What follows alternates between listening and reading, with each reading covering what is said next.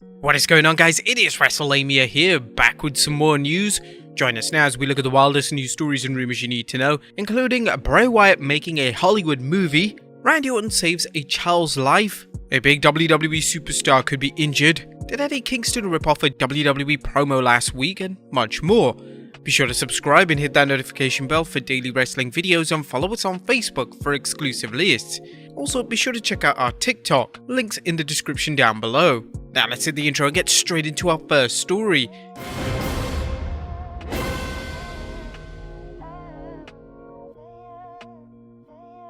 Our first story looks at Bray Wyatt making a Hollywood movie.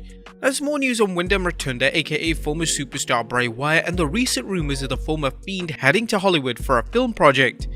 In an exclusive story, Metro UK's Alistair McGeorge recently spoke with Jason Baker, the owner of Colossum Studios and a special effects makeup artist. Baker revealed he's working with Rotunda on an upcoming project and praised Rotunda's work. He's a phenomenal collaborator, he's become a really good friend, and you're the first person that we're publicly telling you about this. We're starting a film at the end of the month. McGeorge reports that the film is expected to begin shooting by the end of November, and Baker told him 2 weeks to go, we're filming in Tennessee. It's a feature film and it's something really new and different. I'd say probably the best way to describe it is Ishii the Killer meets Xanadu. However, fans shouldn't expect to see Wyatt reprising his Fiend character, which obviously couldn't since the WWE owns the rights to it, or working a similar role. We're not using any of that, we're going in a completely different direction. A whole new thing. It should be fun. Hopefully fans of horror and fans of Wyndham like it. Does this mean fans should expect Wyndham back in the ring in the near future? Well, we could find out at Saturday's Full Gear pay-per-view, as AEW president Tony Khan likes to pull off big surprise appearances. Khan has already expressed interest in signing Rotunda, but if Rotunda is committed to a full-time shooting schedule, it could be difficult to pull off. Next up, Drew McIntyre shares his true opinion of Roman Reigns.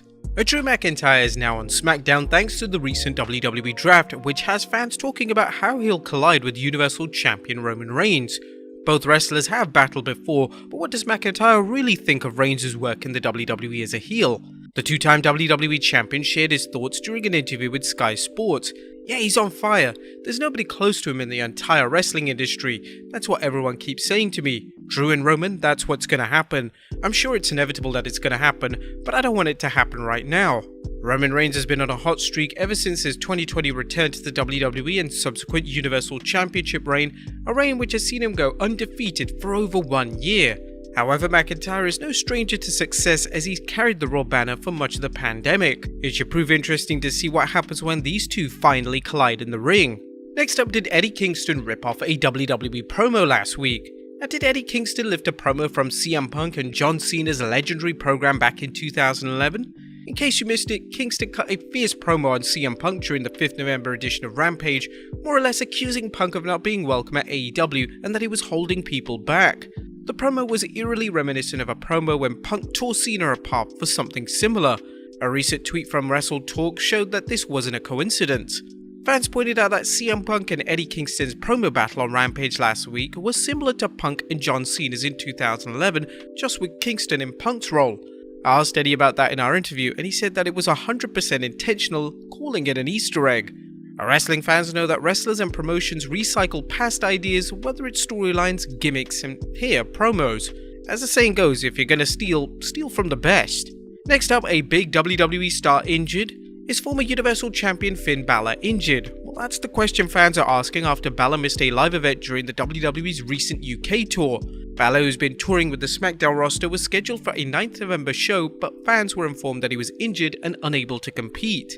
PW Insider is reporting that Balor was taken off the show, and according to Cultaholic, the WWE juggled things around since Balor couldn't fight Sheamus. Sheamus instead involved him in Cesaro's match with Walter at the WWE live event in Nottingham, interfering in the bout to cause a disqualification. This led to Drew McIntyre coming out as well, resulting in the bout being restarted as a tag team match with McIntyre and Cesaro defeating Walter and Sheamus.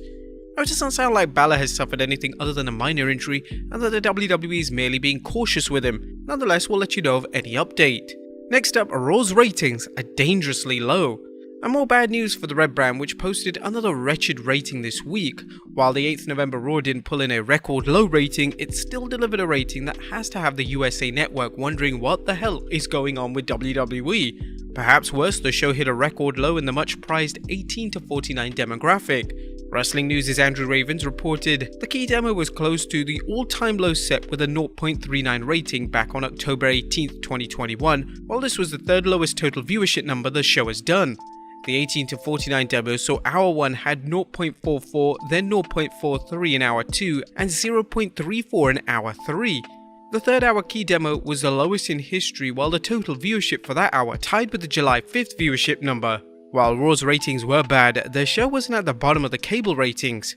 Andrew Ravens noted, Raw ranked number 6 in the top 150 shows on cable for the night, which is down from number 5 ranking last week.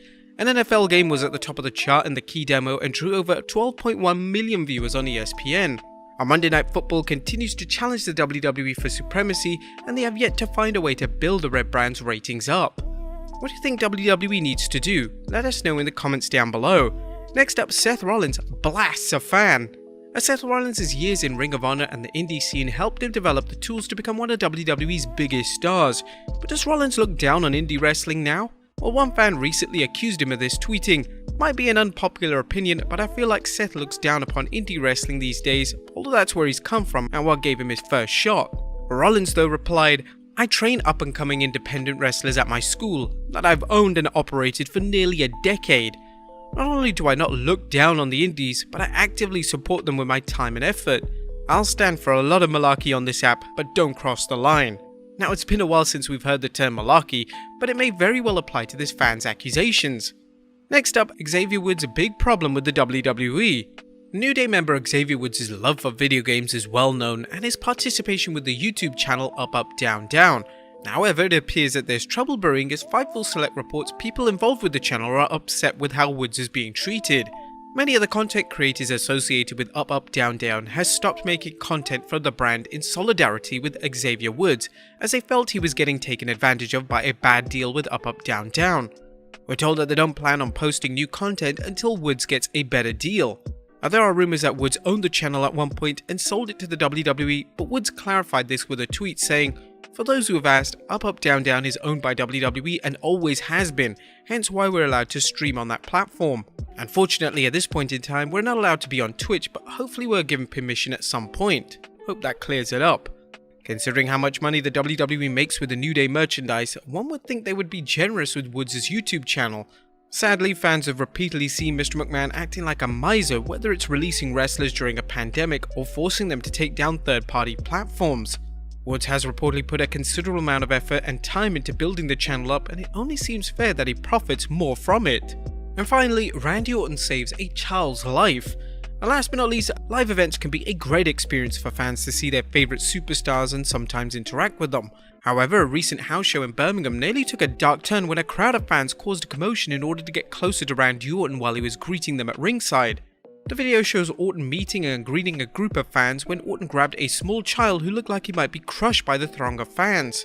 However, Orton managed to help at the right time. With the recent tragedies at the Astroworld concert, it was very lucky that the young child was safe. But there you have it, guys, the wildest news stories and rumours you need to know. Be sure to leave your comments down below, and I'll see you next time with some more wrestling content.